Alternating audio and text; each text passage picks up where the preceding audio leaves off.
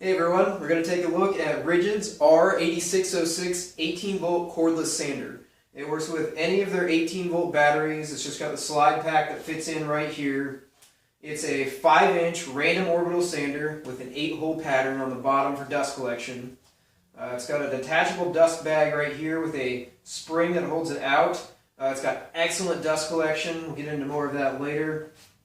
It's got pretty good ergonomics. You can grip it here or on top.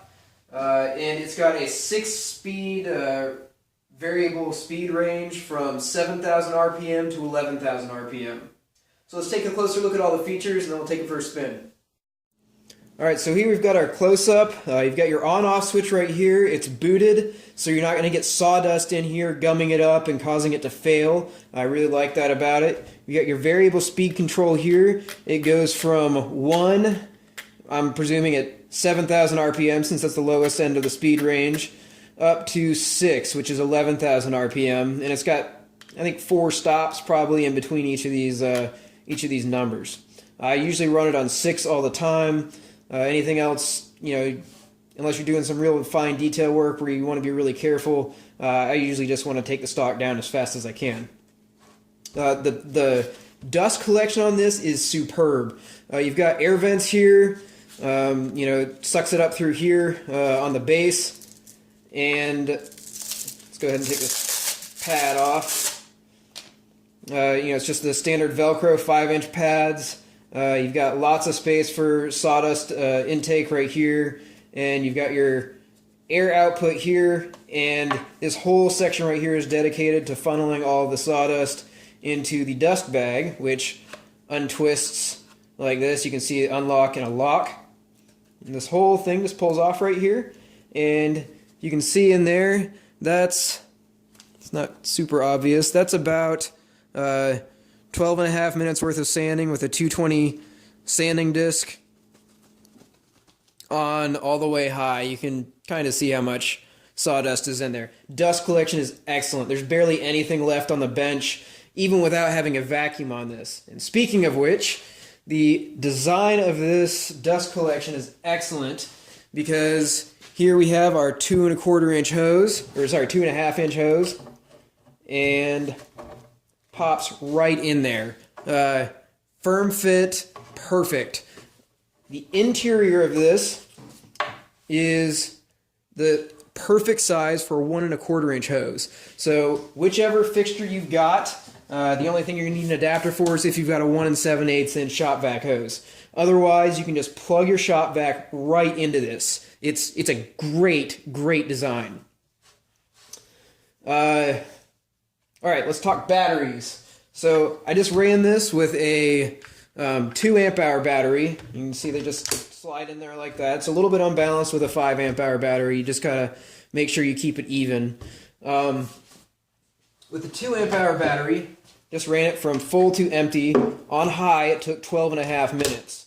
So I think there's a 40-minute claim for a 4 amp hour battery.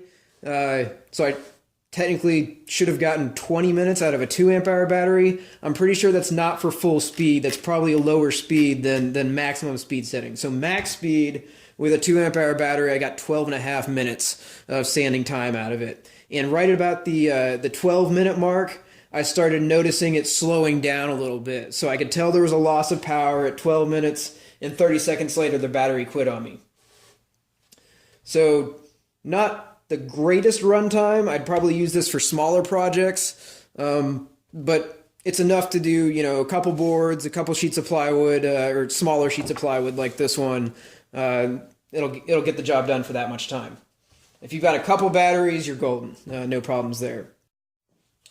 Alright, so let's take this thing for a spin. You can see noise level. It's pretty standard for a sander. It might be a little bit quieter than some. And you can see that it's not making much dust other than what it puts into the dust bag as it goes. Alright, here we go.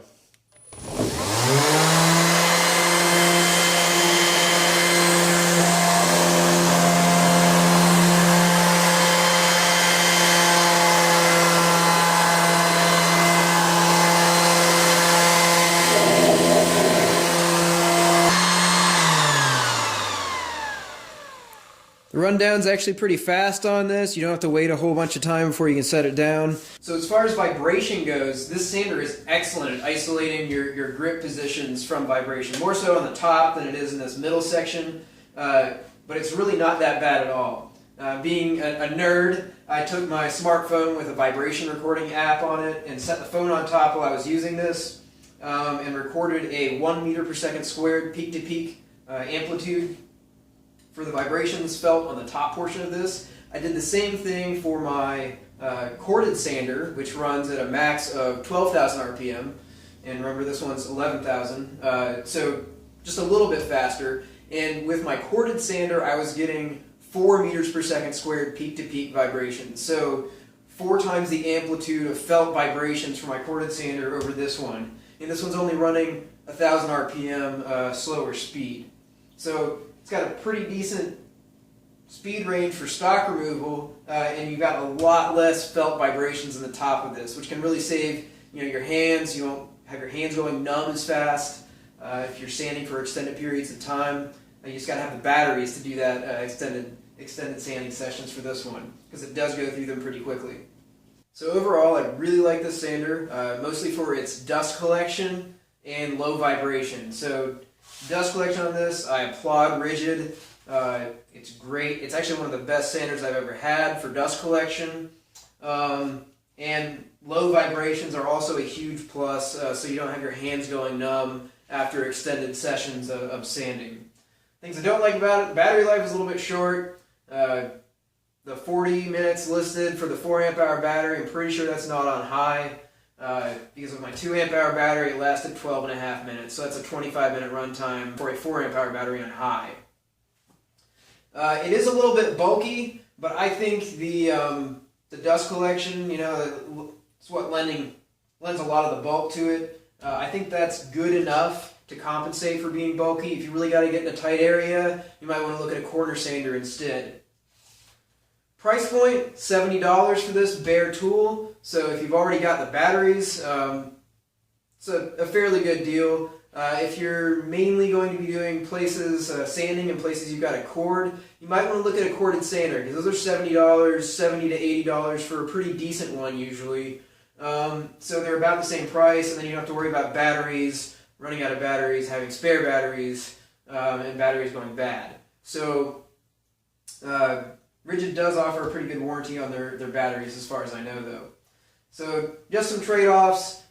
This is my second 5-inch random orbital sander. I've got a corded one, and now I've got this one for if I've got a project in an area I don't have power. It's a great solution for that. But I don't think I'd want it as a single sander, because I've only got 2 18-volt batteries, and I'd have to wait for charge times if I was doing a big sanding project. So hopefully this review was helpful. Let me know if you have any questions in the comments section below, and once again, don't forget to subscribe.